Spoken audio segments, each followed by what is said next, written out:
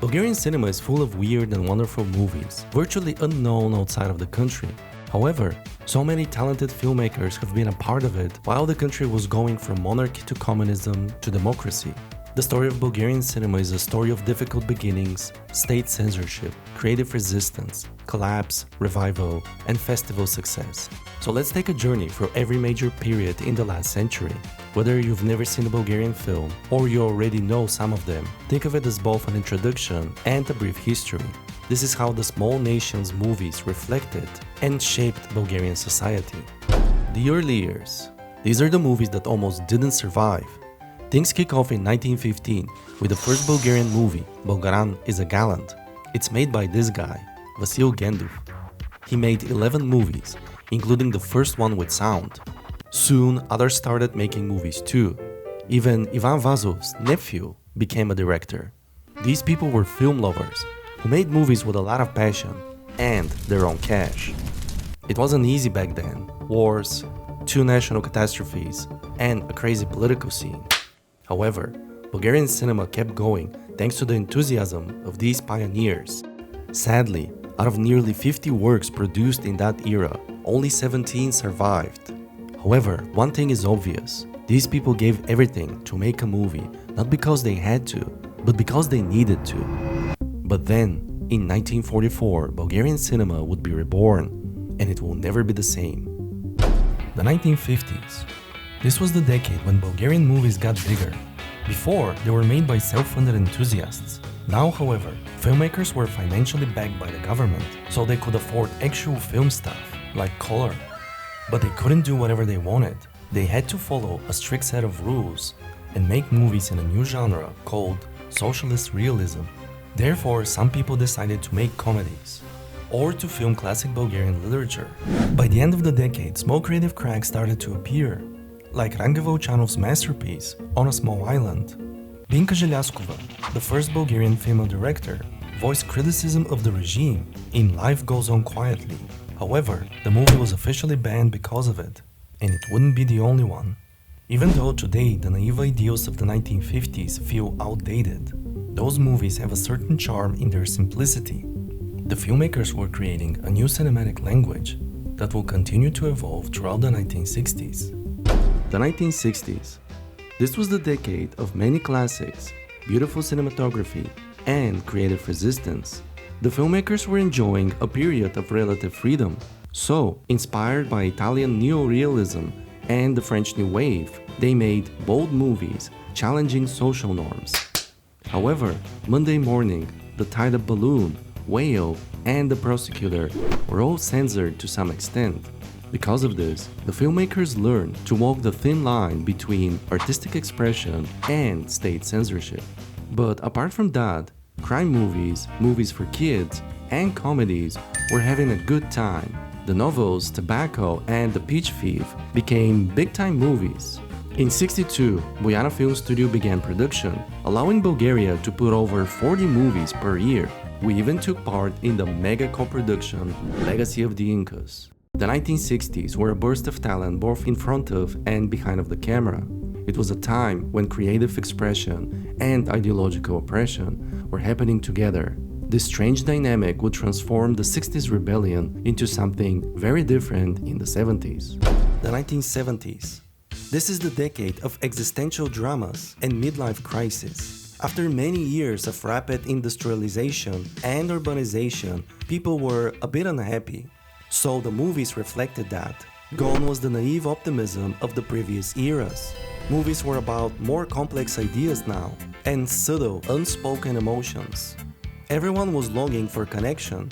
Schoolboys, middle-aged divorced men, and villagers with bikes. Still, some auteurs look to the past for simple and timeless stories, such as Georgi Dilgerov and Metodi Andonov. On the other hand, Rangel Volchanov created probably his best movie by drawing on his childhood nostalgia. But it wasn't all sad boys. Edward Zakhariev explored social anxieties using humor and awkward silence. The 1970s were an introspective time for Bulgarian cinema. It gave us some of the best films and some of our weirdest. This identity crisis would lead into an unexpected result In the 80s. The 1980s. This was the decade of grand epics before the collapse. After the crisis in the 70s, Bulgaria was trying to build a national identity by looking to the past. In 1981, the country celebrated its 1300th birthday. Therefore, the government ramped up the historical movies. There were lots of Hans, but the biggest was the trilogy Hanas Paruch about the country's founding. It was the largest and most expensive Bulgarian film production of all time. But not everyone was involved in the patriotic movies. Some filmmakers were creating unforgettable comedies and kids films that generated iconic lines. The famous comedian Todor Kolev made some of his best films.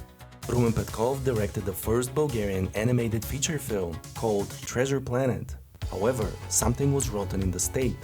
Movies portraying the rebellious youth were a sign of the regime's downfall.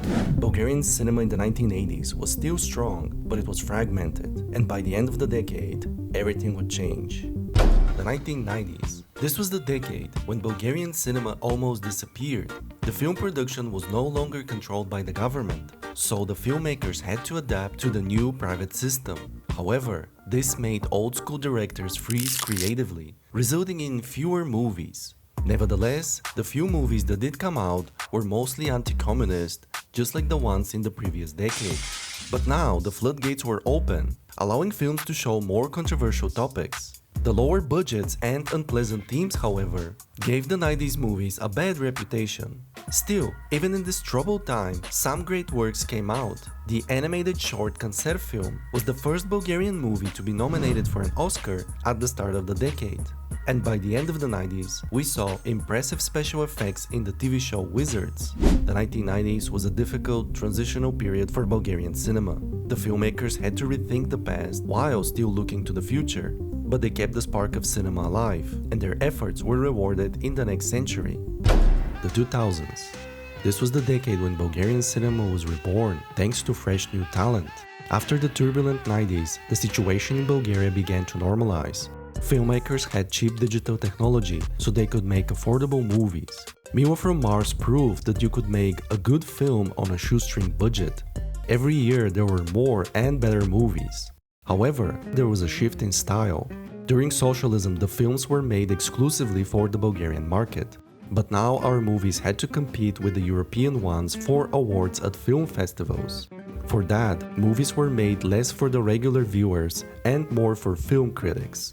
Nevertheless, lots of movies were able to capture the audience attention, such as Zift, Eastern Place, and The World is Big and Salvation Lurks Around the Corner. The 2000s were a time of incredible progress for Bulgarian cinema. It not only bounced back, but it kept the momentum going in the next decade.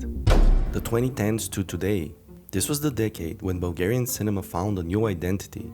Some directors told personal stories that tackled social issues with realism. Films like Glory, Directions, and The Father won awards at Locarno and Karlovy Vary.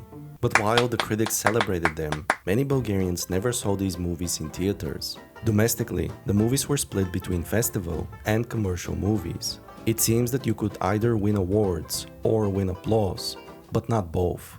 There were comedies and dramas, historical and experimental movies. However, the large competition created internal fighting between the filmmakers. A lot of them turned to television for a creative and commercial outlet, blurring the lines between the large and the small screens. Yet, despite the challenges, a generation of filmmakers proved that Bulgarian cinema is not dead. They are worthy successors of the filmmakers from the past, whether it's the early years enthusiasts, the state-funded auteurs, or the 90s struggling ones. The history of Bulgarian cinema continues to be written with each new movie.